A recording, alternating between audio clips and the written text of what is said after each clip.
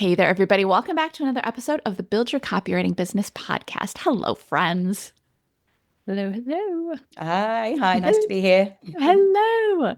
As always, I am joined by I don't know why glimmering was also suddenly starting to become glistening. She's not glistening, she's glimmering. Sweating. Gleaming, yes. Something, a really positive word that begins with a GL. I'll think of it aura, as maybe. yes. Glowing? Yeah, glowing. Yeah. Glowing, Yes. yeah. Glowing, gleaming. We'll take it. I don't know, but not glistening actually. My co-host Kate. Hello, Kate. Hello. Hello. And we have the pleasure of being joined by a copywriter, CCA student, and all around just Equally fabulous glimmering, person. but not glistening. Glimmering, gleaming, glowing. Vikki Burton. Hello, Vikki. Hi, nice to be here. Hello, nice to have you here. Thank you for joining us. Well, thank you for inviting me. It's very exciting. It's exciting, isn't it? It's exciting. It's just as exciting for us, believe me, if not more so. It's always fun to meet students in person. Yeah. Yeah. Probably the best place to start is the beginning and just dig into how you got to where you are today. What is your background and how did you kind of get interested and move into copywriting? Yeah, so like rewinding a few years, my life was actually completely different. I actually was a teacher and kind of had quite a full-on stressful job teaching. I had 2 young children, and I kind of went through quite a difficult kind of period in my life where my marriage broke down and I was full-time teaching. It was actual chaos. And looking back, I think, how did I actually do it? So full-time parenting, full-time teaching, going through a 5-year-long divorce, and it was just kind of relentless, really. And there just came a point, I think it was probably about 2020 maybe-ish. And throw the pandemic in there, why not? Absolutely. Of course. Just when things couldn't get any better for me. Be locked in the house with 2 children every single day. Exactly. And I just thought, I looked at my life, there were a few things that kind of triggered it. And I just looked at my life and thought, is this what I want my life to look like? Of course, the answer was a resounding no, because it was, I just didn't have no social life. Everything was really tough. And so I already had that idea in my head that I needed to make some changes. And I thought, and I definitely realized that nobody's going to come swooping in and make those changes for me. I'm an adult, I'm in my 40s, I've got 2 young kids, and it's about what can I do? And I think the first thing that I'd started, there was no real kind of light bulb moment. I'm just going to, at the beginning, it was not like, I know I'm going to be a professional copywriter.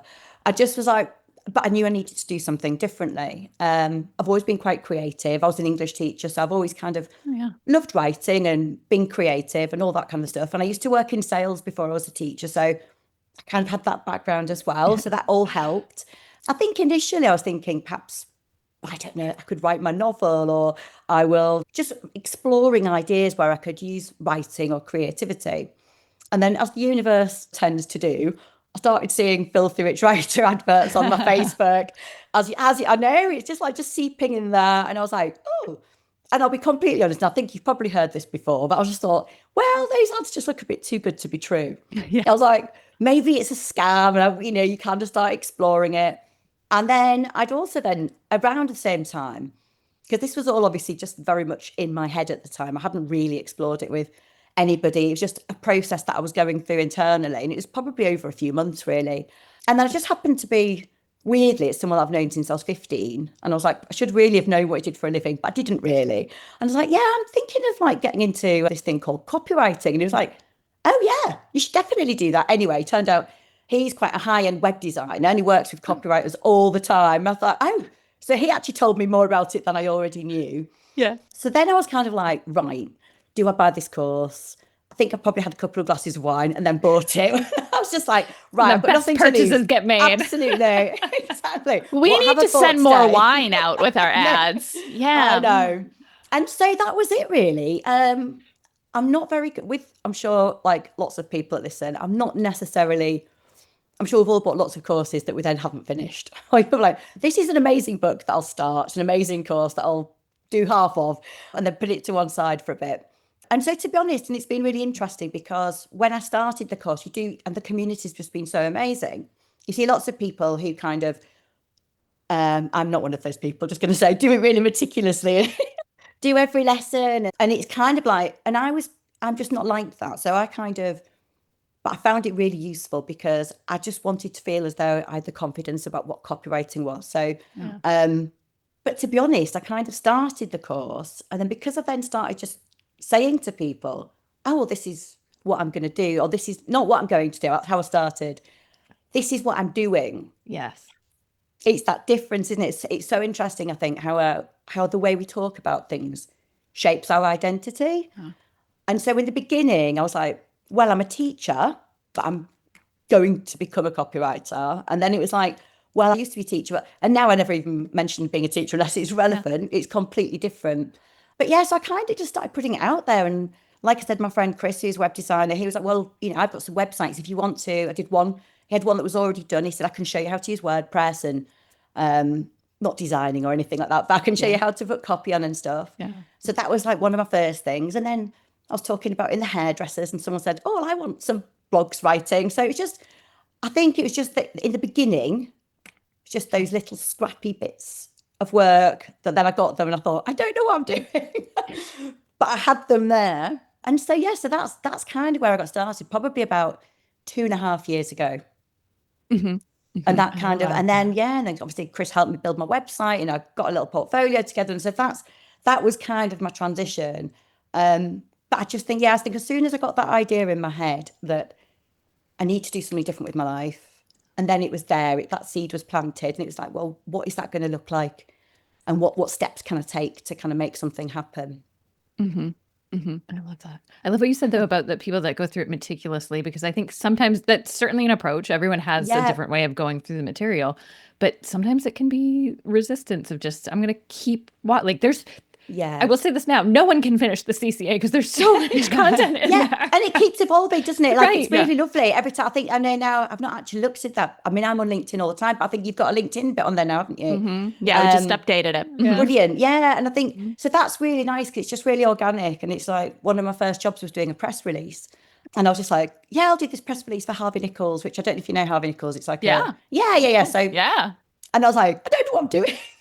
I've never done a press release. So, and I think I'd gone on I think it was Stuart, actually. I think Stuart Tarn might have said, go back, there's a press release bit. Remember that it's there. And I did. And that's kind of what I used to do that. So, which is now on my website as a portfolio piece. So right from the beginning. Exactly. Use it the way that it makes sense for you. That's exactly it. Yeah. I'm curious if you can dig into your transition. Did you leave teaching while you were still learning? Did you say, okay, how did that all look and how did you approach it?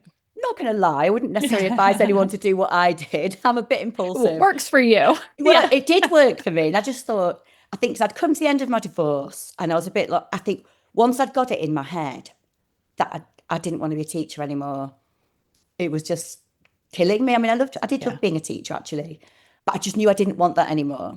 And so I'd come to the end of my divorce, so I was free of that stress. And when you're teaching, I don't know if you know, but I don't know if it's similar in America, but in England, if you're a teacher, you have to give a full term's notice. Oh, wow. So it was about March, April, just before the Easter holidays. Now, if I didn't hand my notice in on the last day of the Easter holidays, I'd have had to work there till after Christmas. Because I wouldn't have been able, I'd had to work, because it wouldn't have kicked. So I'd had to work the summer term. And if I'd handed my notice in the summer term, I'd have had to go back for the autumn term. Right. And I was just like, the thought of it was so overwhelming. And I just thought, no. So I handed my notice in on the last day of the Easter term. I had no clients. I had nothing really set up. But in my head, I just thought, well, I think in my head, I just knew that I always had teaching as a backup. So I could do supply teaching if I needed to. I think since I left teacher, I think I've done like 3 days at the beginning. That's all I've ever needed to do, but it was there. I knew I could do tutoring, that kind of thing, if I needed to. So I left and I had like a little bit of a cushion of money that I'd got to one side. So I really had probably about a 6-month period where I probably wasn't fully focused on building my business. It was about transitioning into being free of stress and, focusing on the kids and just kind of getting things like my website set up. So I was really lucky that I had that. I kind of had like a bit of a grace period to do that. And I probably really started working on my on my business properly then, from like January 2023, I think, some around that kind of period of time. But yeah, there was no, I do just think sometimes when I hear people, I think fair play to you. Like if someone said to me, do it as a side hustle, I'd be like, I just physically can't, because I think I'm already single parenting. If you're teaching, I was getting up at 4:00 in the morning to mark books, then having to get 2 kids up, have them both at different breakfast clubs, and be in the classroom to teach at 8 a.m. and then work. And I was like, there's no physical time in the day when I felt that I'd be able to do a business as a side hustle, really. So I just felt like I needed to throw myself into it. And I just thought, well, it's that thing when people think, what's the best that could happen? What's the worst? What's the worst? The worst that could happen is that I ended up exactly where I was before, teaching. Well, I'm already doing that. So I'm already in the worst case scenario. Yeah. And the best that could happen is that it all takes off and is really successful, and I get these changes in my life that I want, which thankfully so far is what's happened. That's amazing. I love that. Because it is so easy. Our brains default to what's the worst that can happen, but for you to look at it so clearly and just and logically and objectively and say, no, truly the worst that could happen is exactly the life this is where I am living. Yeah. I think there's a bit of some people, and I mean, certainly, well, my mum's one of them. She's definitely the kind of person that's like, but what if this happens? I didn't even tell her this is how bad it was. I didn't even tell my mum I'd left my job for about 3 months. I told my dad, but not my mum. So I was like one of these like middle-aged men pretending to go to work every day. I just can't face telling my mum that I've left my job and I haven't got my business set up, but told her in the end and it was all fine. But she's definitely a worrier. Yeah. And I think that's kind of ingrained in us, isn't it? It's like, but what if this happens? And, you see a lot of teachers, certainly in the 40s, like I think I was 46 when I left and set everything up. And it's like, we're so close to retirement and with our pension. And I just looked at it and I thought, if we break it down like that, I'm 46. I've been working for 24 years. But I've still realistically probably got that again. Yeah. And I just thought, when I broke it down like that and thought, the reality of it is I've got another 20 years, 2 decades of living a life and having a career. And like, do I really want to kind of just spend every day just kind of filling time because I'm too scared to try something new? I love that. I love it too that you didn't think of it as like, it's not all or nothing. Like teaching, I think sometimes we think it's so black and white. Like I'm leaving this thing and I can never go back. And it's to your point, like that's almost a safety in itself to be like, absolutely. And I still do it. I don't know why. Every year I say I'm not going to do it anymore. I do like little things that are teaching related. So I do GCSE. GCSEs are like your SATs, SATs that you have. Yeah. So GCSEs, I do English literature exam marking every year. So it's just like a little site once a year. I kind of it's really boring. And every year I say I'm never doing it again, but I do. And I might do like a little bit of tutoring for friends' kids sometimes. So it's still, because I did really like teaching. I just didn't love the lifestyle that teaching kind of created and the stress that it brought. So yeah, it's not like, oh my God, I hated teaching. I had to get away from it. It was just, I need to create a life that fulfills me and brings a bit more joy into my life, which is kind of what I've done. But kind of funny, actually, because you were teaching and you're like, I can't do copywriting as a side hustle or as a part-time thing. I can't. Yeah. So now you do copywriting full-time. You're kind of teaching as a side hustle. Exactly. You're kind of fan on the side. Yeah. Yeah. Exactly that. Yeah. Yeah. So what does your business look like now? I'm really guilty of sometimes thinking I should be doing this by now. And then I'm like, my gosh. Welcome to the human race. Yeah. So I've done all sorts of things. So in the beginning, my work was really doing kind of website projects. So I work with my friend Chris quite a lot. So I've done work with doing like a national children's charity website.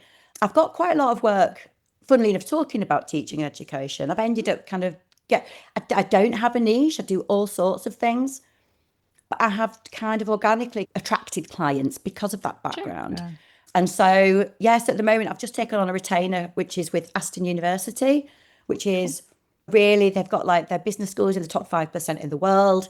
I know, it's really exciting. They've got like, they came first in the UK last year for success and outcomes. So It's a really brilliant client, which I got through a referral. So that's taking up a lot of my time at the moment. But just really nice. I'm doing like loads of different things for them. So I've just done like a corporate brochure. And then I'm doing a sales deck. And then next I'm writing like all the copy for, it's not really, copywriting aligned, I suppose. But even then, it's lovely. It's like all the copy for like a commemorative glossy tabletop book. Ooh, So it's like a cool. historical fun, book. yeah. Yeah, it's cool. Yeah. Yeah. And then they need websites of things. So that's going to be they're going to be quite a big client for me moving forward. Yeah. But yeah, I've got a few other things in the pipeline. I've got a couple of other small clients that I do things like I do some LinkedIn ghostwriting because I love LinkedIn. That's what, other than the CCA, LinkedIn is my other thing that I'm just on there all the time, and that's the thing that I get most. That's where I get most of my business from now. But yeah, I've done all sorts of things really. I've worked with like big tech clients on retainers. In the beginning, I was like, oh, I'll never do tech or finance because it's just not my. But then I worked with this really great team. Got really kind of upskilled with AI while I was doing that, which was kind of really useful and really interesting, even though I don't necessarily use it for everything. One client that was really probably a little cautionary tale for anyone who is in terms of what don't do what I did. So I've seen a thing on LinkedIn, and it was I don't know if you know a woman called Vikki Ross. She's a copywriter, and she's quite well known, and she's the person who started all of these Copywriters Unite socials, but she's involved in awards and all that kind of thing. And she's just really prominent in kind of supporting, a bit like you guys with the CCA, but she's all over LinkedIn supporting. And she posted a job, and it was a company called We Are Futures in London. And as we're looking for a copywriter ideally with an education background. And so I was like, it was quite early on, but I was like, that could be me. So I sent them an email, came back to me immediately and were like, oh yeah, your experience sounds great. Send us in your portfolio. And so at the time, my portfolio was relatively new in the first few months. And when I looked at We Are Futures and looked at the brands that they worked with, which were like National Schools Partnership, but like NatWest and Unilever and big global brands. And I just thought, oh my God, they'll never want me. I just thought, what am I doing? Hey there, it's Nicki. I wanted to take a very quick minute to make sure that you knew about our free on-demand copywriting training. Now, whether you are brand new to copywriting or you've been doing it for a while, but you just can't seem to hit those income goals, this training is for you. You are going to learn the 3 secrets to landing freelance copywriting work without relying on frustrating job bidding sites like Upwork or Fiverr, or without cold calling strangers. And if you've watched any of the student success stories on this channel, and if you haven't yet, check them out. This is the exact same training that they all started with. And I mean students like Kate K, who is making 6 figures working part-time and retired her husband to help her build her business. Students like Stuart, who replaced his full-time salary, which was a good one, with his freelance income and then some. Stacy, who hit 6 figures in her first 6 months as a freelance copywriter, and Ashley, who landed the in-house copywriting job of her dreams. They all started with this free training, and you can start with this free training too. So sign up right now at freecopywritingtraining.com. And I didn't send it in. Oh, Didn't send it in. no, And Becky. I know. Don't do what I did. But anyway, it was Lesson learned. thankfully, the comms director then emailed me a couple of days later, and she's like, oh, are you going to send it in? We're just waiting for you to come back to us. And I sent it in, and within 24 hours, I had a freelance contract with them. Look at that. I know. And I've written posts about this on social media, as in I've nearly missed out on what has ended up being one of my most consistent and biggest clients over the last 18 months. I've actually not done so much with them for the last 6 months because they've done some different things internally, but that's fine because I've got so much work in my portfolio and loads of experience. And the other thing that had thrown me was lots of email writing. And I was like, oh, I've never really done any emails. I've done loads of email writing now because of them. So it was, and I just, it's one of those like little sliding doors moments. I just think, God, I could have just really messed that up for myself and made life. And so now I'm just like, I still have that moment. I'm sure we all do. We're about to submit something. You think, it's rubbish. And that repeating in my head, I think, just send it anyway. Like, just send it. I don't know why I'm still like that, but I am. But again, because you're human. Human race. And you care. I think it's always a sign to me, like, oh, I care about this. Yeah. Oh, I'm so glad that story had a happy ending, though. Oh, we did, very happy ending. I know, yeah. But there was, it was only because she followed up to me and was like, oh, yeah, we're waiting for you. And I just was like, fine, just send it. But she literally, within I was literally writing for them the next day. Wild. That's I amazing. know. That's amazing. Yeah. Well, and in hindsight, Yeah. we kind of go back to that. What's the worst that could happen, and what's the best that could Yeah, happen? exactly. There's, and that we'll say to students all the time, like, there's no downside to sending in a pitch. There's no downside to applying for something. Absolutely no downside. 100%. And it's only going to be our own heads that are like, well, but what if? Well, but what if? Absolutely. Yeah. I just did. I actually don't do loads and loads of pitching. I know, but I do loads of. I do lots of things on LinkedIn outbound, but I do still pitch, and I still do that, relationship creation side of things. Yeah. And about 18 months ago, again, maybe 18 months, 2 years ago, and I thought, well, again, who would I like to write for? I mean, obviously in the beginning. Yeah. I'll write for anyone. Just in the beginning, I'll do anything, honestly. But I was like, but I would really like to write for like literature festivals or that would be a cool vibe. So found a couple of literature festivals.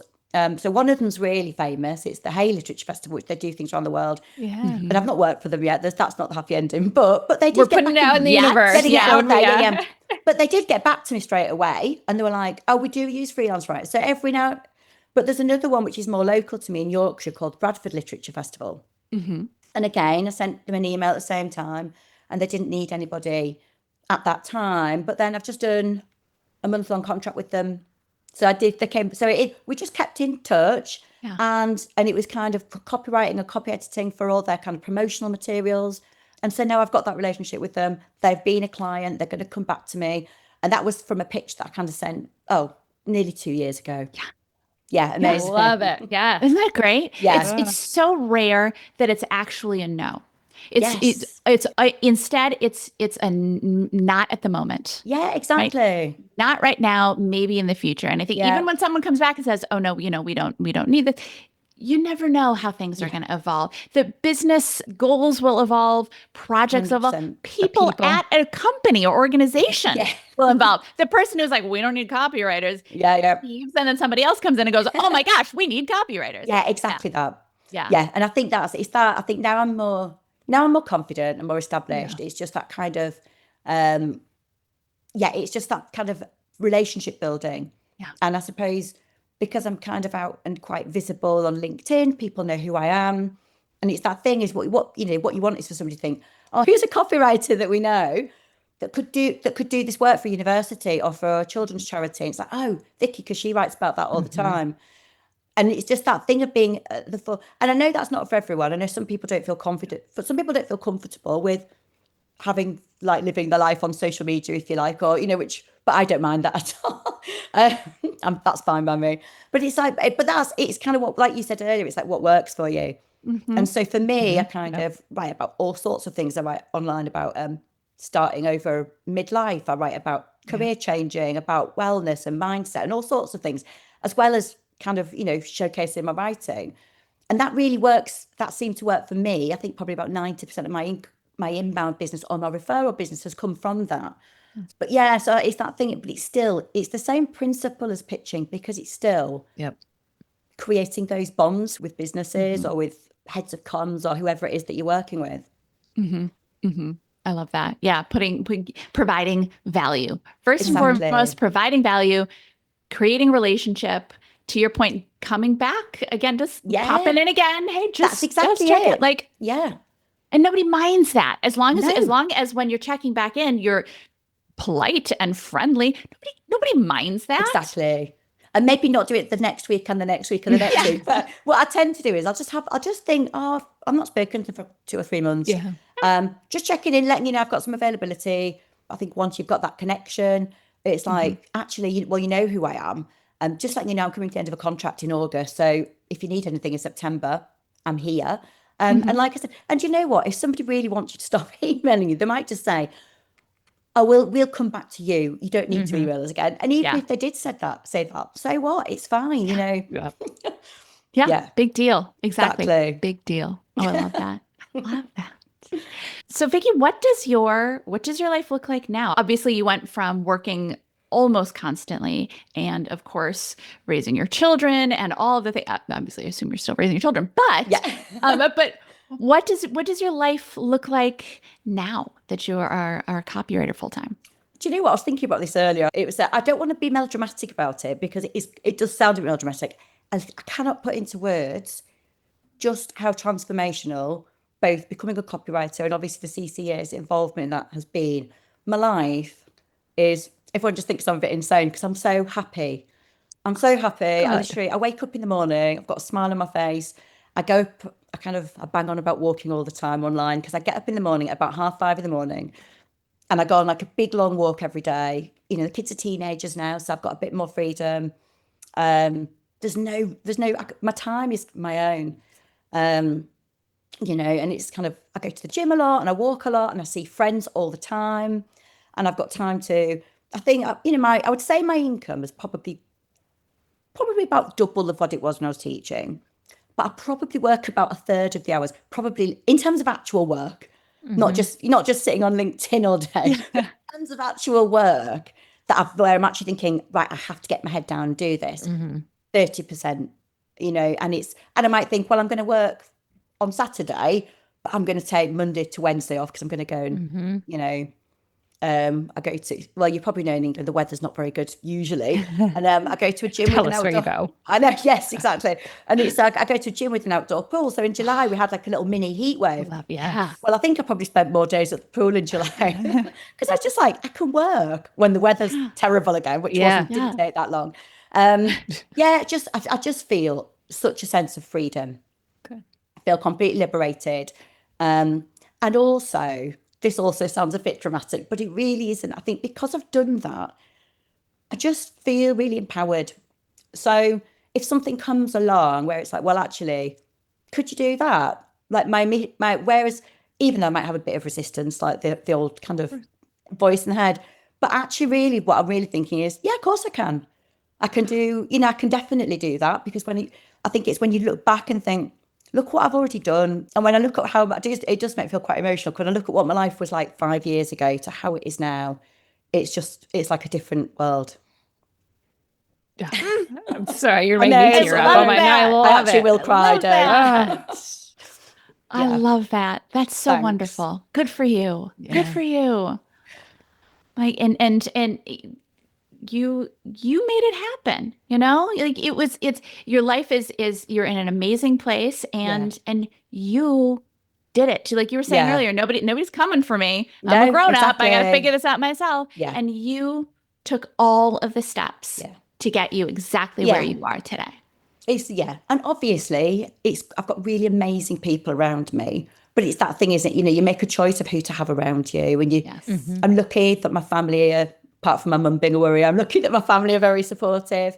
But it's amazing because my kids now, I know that my kids look at me and they see what I've done. Yeah. So from going through a really difficult time when they were 6 and 9, when the family broke down, and now they're 15 and 17, and Felix is going off to university next year. And I'm like, they're both thriving, and I know that they're old enough to recognise and see. They're not babies anymore. They can see, and I think it's been really, really wonderful to know that I've been a positive role model for them as well. Actually, absolutely. Yes. What a beautiful example of parenting, of what one can do with one's life. I mean, that's wonderful.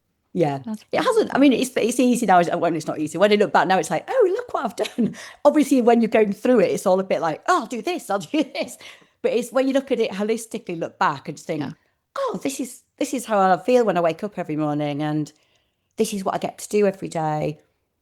And you realise, I think sometimes when you're in a dark place or when life's difficult, if you feel like that's your ultimate goal, I feel that could be a bit too overwhelming. Because you're like, well, it's so far away from where I am.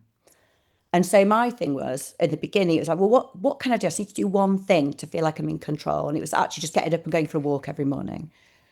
And that kind of was like, what's one habit? Well, if I can do that, I can do this. And it's the same with the copywriting. It's like, just do one thing, just do one piece, you know, do one post on LinkedIn, do one post on the CTA, whatever it is in the business. And it's just, but just keep doing those things. And then what happens is you start to see the positive changes and you recognise it's because I did those things every day. Look what's happened. So and it's just a bit of a bigger scale now. So true. I feel like there's an element as you're speaking too of just trusting yourself and learning Yeah. to trust by doing those things and seeing that result to say, I'm feeling this isn't right for me. I need something else. I'm going to trust that again, you say you're in a space where you can't really see what's at the 100%. end. Yeah. Yeah. Yeah, definitely. I suppose you can compare it, can't you? It's like when you start going to the gym, as we all do, think, go to the gym, think, well, I've been for 4 weeks and I don't feel any different. And it's like, don't worry about the results, just do the actions, do whatever it is, the exercise every day, do it. And then have a reflect in 6 months rather than just thinking, well, you see it on LinkedIn quite a lot, actually, where people are like, it just doesn't work for me. I've posted every day for 4 weeks or something, or 3 times a week for 4 weeks, and I haven't got any work at all. And I'm like, oh, well, I kind of posted every single day for a year. Yeah. Then you start seeing the results. It's just, I think, focus on the actions and the habits. And then the results just kind of start to evolve as a result of that naturally. That's so wise. I love Yeah, I that. think it's with everything. When we talk about testing emails, even of having enough data to make a decision. If you're sending an A/B test for a subject line and 10 people get it, that's not enough information. So same thing with LinkedIn. But like it requires the reps and time to get enough volume. Yeah. Yeah, and I think that's interesting as well. It's a bit like when we're saying whether you're pitching or one of the things I think in the beginning is, particularly with copywriting, is there's so much you could do. There's so many avenues that you can pursue. And it's almost like you can sometimes feel like it's a bit of, if you feel overwhelmed by that, it can be a bit of a scattergun feeling. Yeah. And sometimes you just need to think, right, just choose, what is it you're going to do? Are you going to focus on pitching? Are you going to focus on building your portfolio? And rather, I'll just maybe, 2 or 3 things. So I did LinkedIn, and it was like, oh my gosh, I don't know how to do email management. I don't know how to do SEO. And it was like all those things. And it's like, there's always going to be something new to learn. Definitely, even now I'm thinking, oh gosh, what should I upskill on next, really? But I think just kind of trying to simplify it and take a step back and just think about what are the things you are going to focus on, because there's just so much that you could do that it can be too much sometimes. Yeah. That's true. It's true. And we get excited about things too. Yeah. And also too, as creative people, sometimes we have that shiny object of like, ooh, now that I've done this, then I'm going to.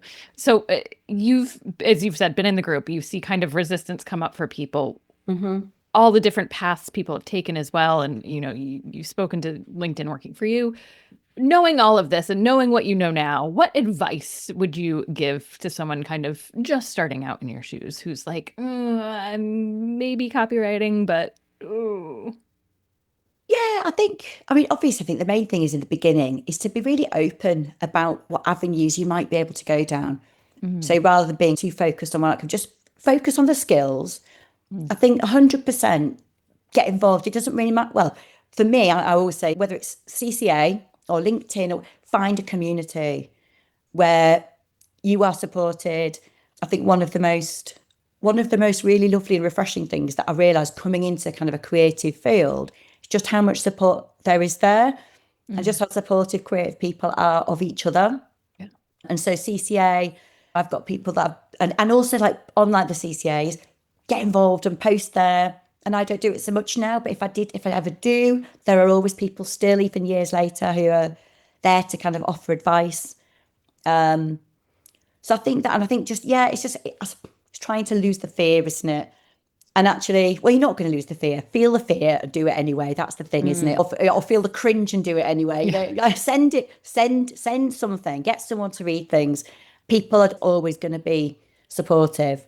And I think for me, the advice that would have worked for me as well, which is you don't always have to do it the same way as everybody else. And like we said earlier, like some people, and that's fine, some people really feel reassured by the process of working through every lesson and getting feedback on every piece. Whereas for me, it really worked for me to just dip in and do the things that maybe I felt I needed the work on, and then immediately take that skill out. And I think the other advice is that just remember that nobody really feels like they know what they're doing. That's like, people come to me for advice all the time now, and I'm like, why are you asking me? And then I'm like, oh, right, because like I was 3 years ago on the CCA and on the kind of, and on LinkedIn, I was reaching out to people that I felt were doing the things that I wanted to do. Yeah. And so I think just always remember, everyone's been where you are. Everyone's been at the beginning. Find people. I think something that's really been useful for me is to maybe find people that are just slightly ahead of where I am. So when I first joined the CCA, there were people like Stuart Town, obviously, and or people that have joined at the same time as me, like so Krista Tresser, who was so Krista started, and we, you know, we're all connected on LinkedIn as well, and it's just a really just, you know, find people that are on this journey with you, and kind of be each other's cheerleaders, I think. I love that. Yeah. Vikki, this has been so much fun. Oh, it's been so much lovely. fun. Yes, thank you. Oh, you are so welcome. Thank you. There's a lot for people to learn from here and be inspired by. So thank you for being willing to share your story. Yeah. Thanks so much for having me on. It's been so exciting. Our pleasure. Now, and if someone is listening and they're actually thinking, I have a company, I actually need to hire a copywriter. Yeah. How can people find you? Okay, wonderful. So people can find me on LinkedIn under Victoria Burton. My LinkedIn handle is just Victoria Burton Copywriting. And website is just victoriaburton.uk. So I'm quite easy to find. It's just my name everywhere. Yeah, just my name. Consistency. Victoria Burton, you'll find her. I'm here. Yes. Excellent. Not to be confused with Victoria Beckham, which I want to make. Yeah. The other famous, less famous than you, VB. I wish, but yeah. Yeah. Well, again, this has been just so much fun, such a delight, Vikki, and I'm already looking forward to catching up again in the future. Oh, wonderful! Thanks so much for all your support over the years and for everything you've done with the CCA. It's really made such a big difference to my life. So thank you. Well, thank you. That means a lot to hear. So thank you so much. Wonderful. And so with that, we will catch you all in the next episode. Bye, everybody. Like what you heard? Hit subscribe so you never miss a video. And if you're ready to take the first step toward becoming a copywriter yourself, sign up for a free video training right here.